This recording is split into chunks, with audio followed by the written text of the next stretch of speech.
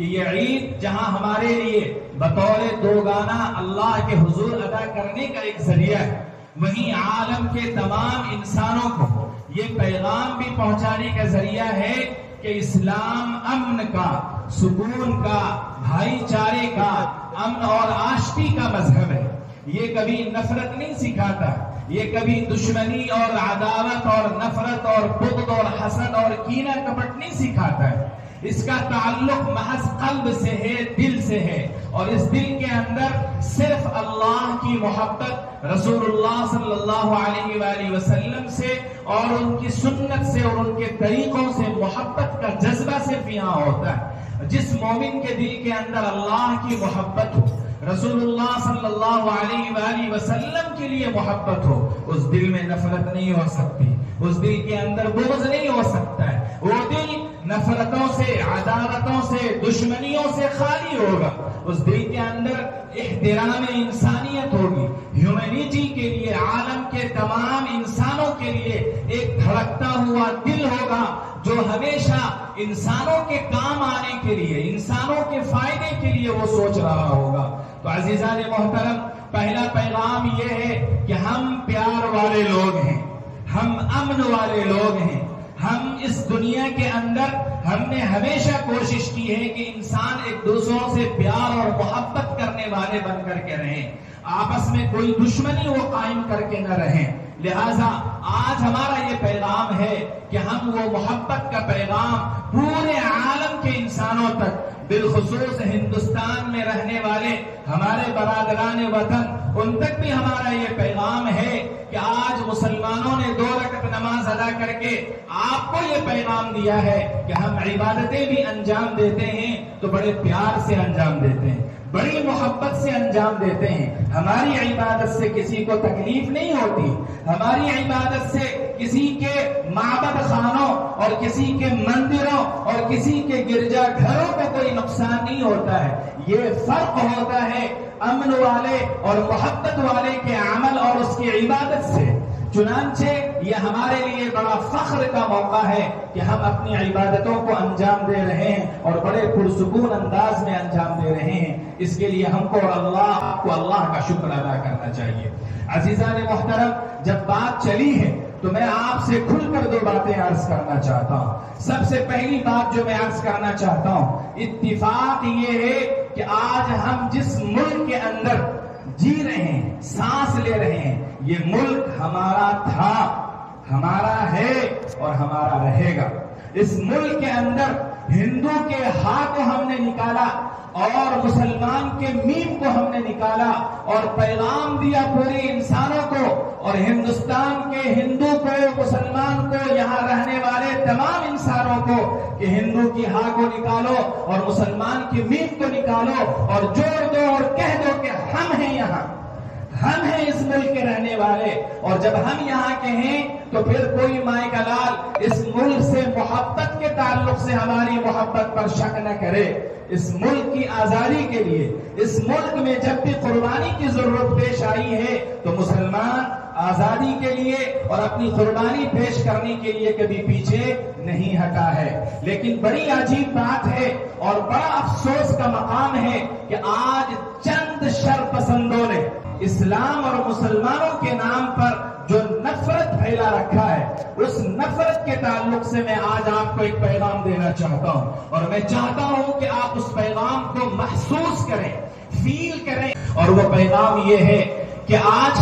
ہم کو یہ کہا جاتا ہے کہ آپ اقلیت میں ہیں، آپ اکثریت میں نہیں ہیں، آپ تھوڑی تعداد میں ہیں، دوسری کمیونٹی کے لوگ بڑی تعداد میں ہیں، اس لیے وہ جیسا چاہیں گے، وہ جو چاہیں گے اس ملک کے اندر وہی ہوگا، اور مسلمان اپنی مرضی کے مطابق کچھ نہیں کر پائے گا کیونکہ یہ تھوڑی تعداد میں ہیں، اقلیت میں ہیں۔ چنانچہ میں یہ پیغام دینا چاہتا ہوں کہ آپ اپنے دل میں کبھی بھی اس بات کو جگہ مت لانے دیجئے کہ ہم تھوڑی تعداد میں ہیں، ہم کیا کر سکتے ہیں۔ نہیں، اللہ کا اصول یہ اور ایک مومن، ایک مسلمان کی شان یہ ہے کہ وہ تعداد پر ایمان نہیں رکھتا ہے،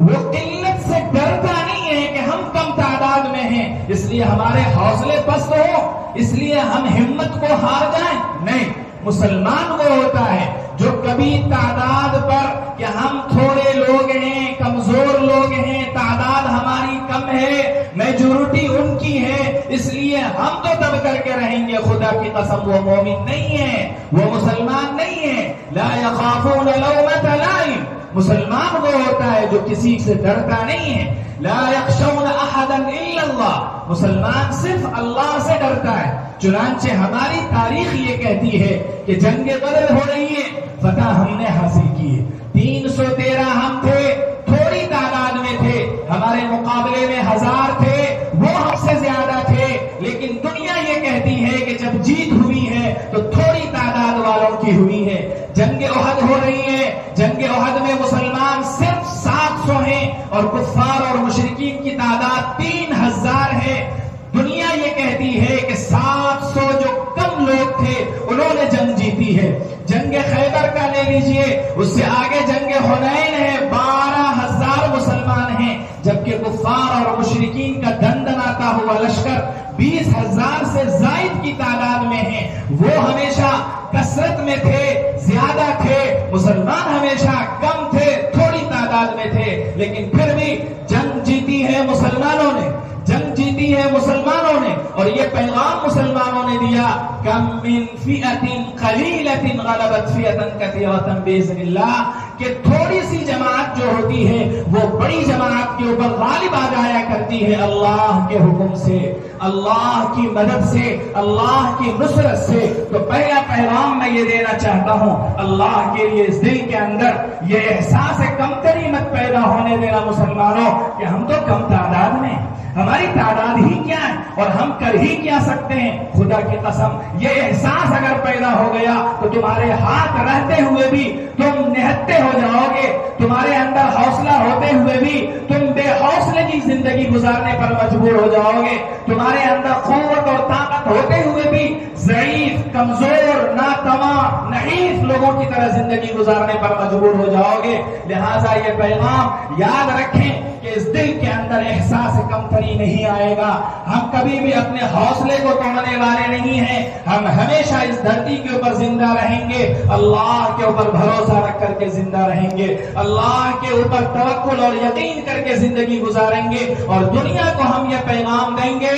کہ جو حق تمہارا ہے وہی حق ہمارا ہے۔ فرق یہ ہے کہ ابھی ہم اپنے حق کے لیے اٹھے نہیں ہیں، یاد رکھو جب اٹھیں گے تو مانگیں گے نہیں، جبڑوں سے چھین کر کے ہم اپنے حق کو لیں گے۔ لہٰذا اپنے اندر ہمت کو جاگیے، اپنے اندر حوصلہ کو پیدا کیجئے، اپنے اندر قوت اور طاقت کو پیدا کیجئے، اور کبھی بھی کم حوصلگی کا شکار مت ہوئیے۔ دوسرا پیغام میں دینا چاہتا ہوں، یہ ملک، اس ملک کی حفاظت ہم نے کی ہے، اور اسی ملک نے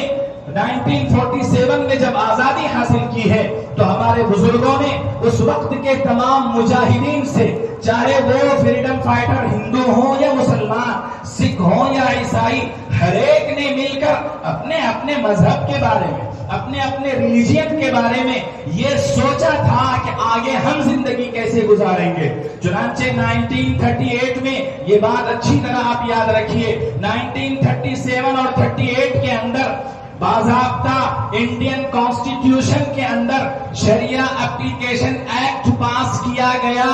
شریعہ اپلیکیشن ایکٹ کا مطلب یہ ہے کہ اس ہندوستان کے اندر جو بھی مسلمان رہے گا وہ اپنے مذہب کے مطابق زندگی گزارنے پر آزاد ہوگا، وہ نکاح اپنی شریعت کے حساب سے کرے گا، طلاق اپنی شریعت کے حساب سے ہوگی، اس کے نظام وراثت اپنے حساب سے ہوں گے، اوقاف کے جو بھی قوانین اور اصول ہوں گے اس کی شریعت کے حساب سے ہوں گے۔ الحمدللہ ہم نے 75 سالوں میں کوشش اس بات کی تھی کہ شریعہ اپلیکیشن ایکٹ جیسا تھا ویسا رہے، اس کے اندر حکومت مداخلت نہ کر پائے، لیکن بدقسمتی